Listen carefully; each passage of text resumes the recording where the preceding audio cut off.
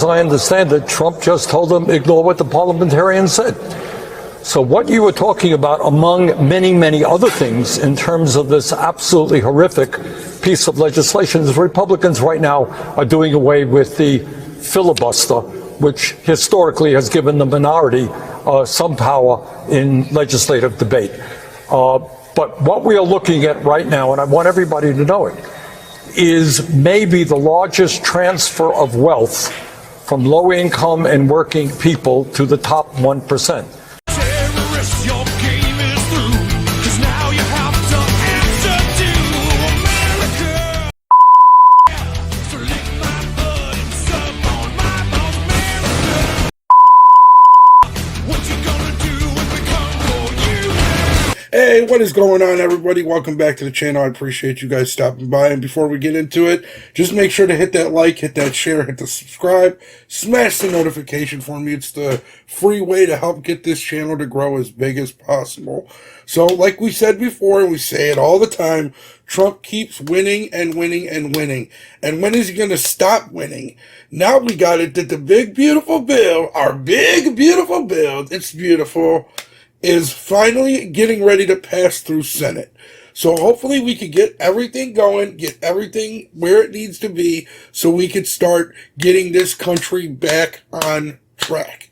Let's get into the video, though. I'll let them explain it a little bit. On Capitol Hill, the Senate narrowly advancing President Trump's so-called big, beautiful bill. But much more work is ahead to get the tax cut and spending bill across the finish line. And one Republican senator is feeling the pressure after opposing the legislation. Here's ABC's Jay O'Brien back on Capitol Hill tonight.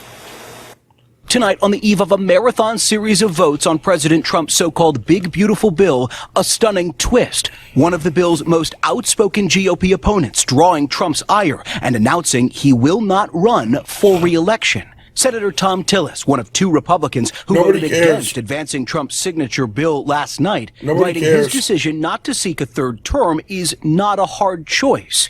Just hours earlier, Trump blasting the GOP senator for his opposition to the legislation in a lengthy social media post, threatening to support primary challengers against him and saying he made a big mistake for America. Tillis concerned over the bill.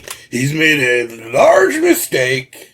Proposed cuts to Medicaid, now warning that lawmakers who embrace bipartisanship and independence are, quote, becoming an endangered species. Following a standstill on the Senate floor, Trump's mega bill finally inching forward, clearing a key procedural hurdle just before midnight after one GOP opponent, Senator Ron Johnson, flipped from no to yes.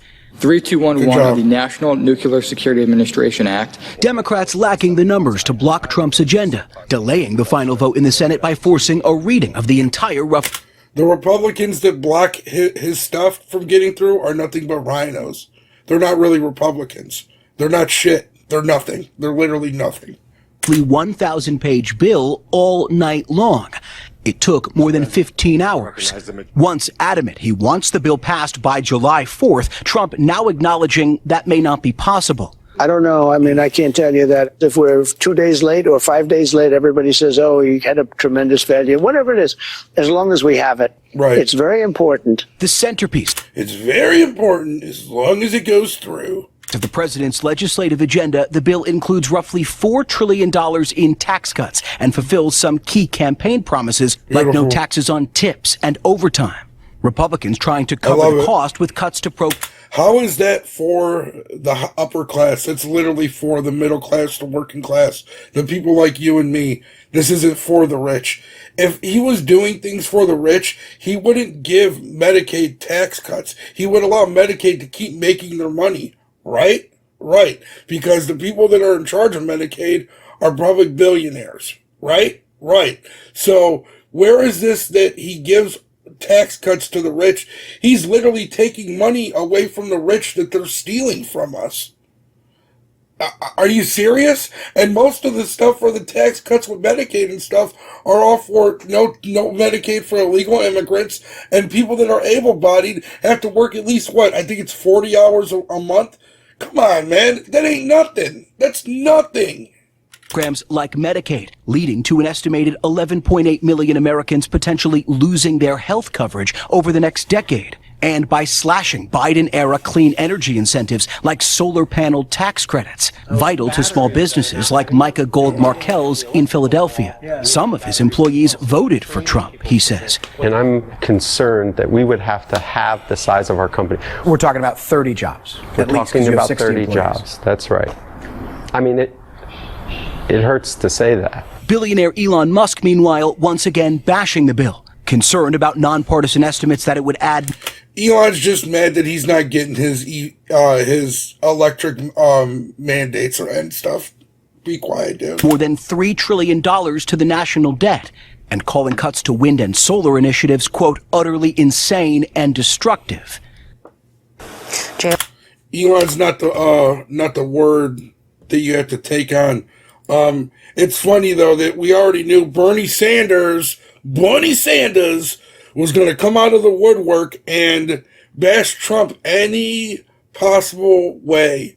Seriously, that's all this dude does, is just does anything he can to bash Trump. And he has no substance, no basis, no nothing behind anything he says. Everything he says is a falsehood and a lie. And people just eat it up, dude. Like, listen to these people. So far, the bill is getting no support across That's the aisle. not true. That's not true because it literally just passed through the Senate. So that is not true. Senator Bernie Sanders called it, quote, probably the worst piece of legislation in modern history, unquote. Oh, yeah, we know what you want to do, you socialist. And Senator Bernie Sanders joins us now. Senator, thank you so much for taking the time out of your evening to talk with us. I want to ask you, first of all, about the fighting with the ref that Republicans have been doing. They have been trying to discredit these new estimates that we've gotten from the Congressional Budget Office. As I understand it, they have been hiding from the Senate parliamentarian who is sort of tasked with assessing how much this bill costs and whether it could be, whether it can be passed through this party line vote that Republicans are seeking. What does that tell you about how proud Republicans are of the bill that they are trying to jam through? Well, on top of that, as I understand it, Trump just told them ignore what the parliamentarian said. So what you were talking about, among many, many other things, in terms of this absolutely horrific piece of legislation, is Republicans right now are doing away with. If Bernie Sanders saying that it's horrific, it's probably the greatest piece of legislation ever. Let's be honest about that. The filibuster, which historically has given the minority some power in legislative debate. But what we are looking at right now, and I want everybody to know it, is maybe the largest transfer of wealth from low-income and working people to the top 1%. Again, like I just said, the people that are in charge of Medicaid are billionaires. How is it that he is taking away from the people that run Medicaid? He's literally taking away from them. How is this a transfer of wealth? What he's saying is illogical and makes zero sense. And as you indicated, we're talking about $1 trillion in tax breaks to the 1%. And in the midst of... What about the $4 trillion in tax breaks to the rest of everybody else, to the lower class? What about the no tax on tips? What about the no tax on overtime? What about the no tax on auto loans now? Dude, is this guy being absolutely serious about this? Come on, man. This is all smoke and mirrors, and people just fall for it every time. Eat it up right out the dish every time. All of that, there's over $200 billion going to the top 0.2 of 1%, families that inherit more than $30 million. So it's not just a gift to the 1%. I have to admit they paid for it. You know, when you have a corrupt campaign finance system and these guys spend hundreds of millions of dollars electing Trump. Here's what a corrupt campaign system is. Somebody who talks about everybody needs to be equal, but and cries about Green New Deal and energy and the earth is too hot, yet flies around on private jets and flies around in first class. This dude is a liar, a hypocrite, and a scumbag. They're getting back what they paid. But it is really quite disgusting that you give tax breaks to people who don't need it. You throw 16 million people off the health care that they have. You cut nutrition programs for hungry kids. You make it harder for working class young people to afford to go to college. This is really an obscene piece of legislation. This is all lies. Everything he said is a complete and absolute utter lie. This dude is a scumbag. He is a snake. He is a socialist. Don't believe anything this worthless douchebag says. Senator Sanders, can I ask for your reaction to the news that Senator Tillis is not going to be running for re-election? In a statement, nobody he wrote, cares. quote, "Too many elected officials are motivated by pure raw politics who really don't give a damn about the people they promised to represent on the campaign trail." What do you mean? We're literally getting everything we wanted from Trump. This is a lie. Another lie. This guy's a rhino. He is a absolute rhino. How do you not understand everything that Trump's doing are things that we want him to do? So how does he not represent the people that voted for him? Why don't you riddle me that? So I guess two questions for you. The first is, are you surprised by the timing of this or not surprised at all? And then how can senators, I guess, prove they do give a damn about people in this moment? Is it simply by opting out of this system? Yeah, we're not going to get into that. It's not a big deal. Here's my end point, right?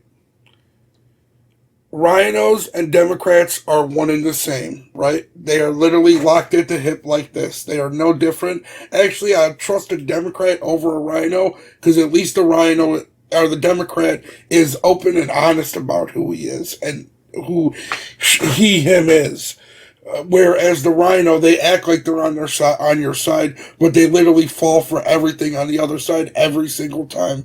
These people are scumbags, but unfortunately, they're needed to keep us on our toes, right? People like that keep us on our toes in order to keep our values locked and in check, right? But I don't know. Let me know what you guys think down below. Really appreciate you guys stopping by. Thanks for checking out The Conservative Bird. Have a great one. Peace. Terrorist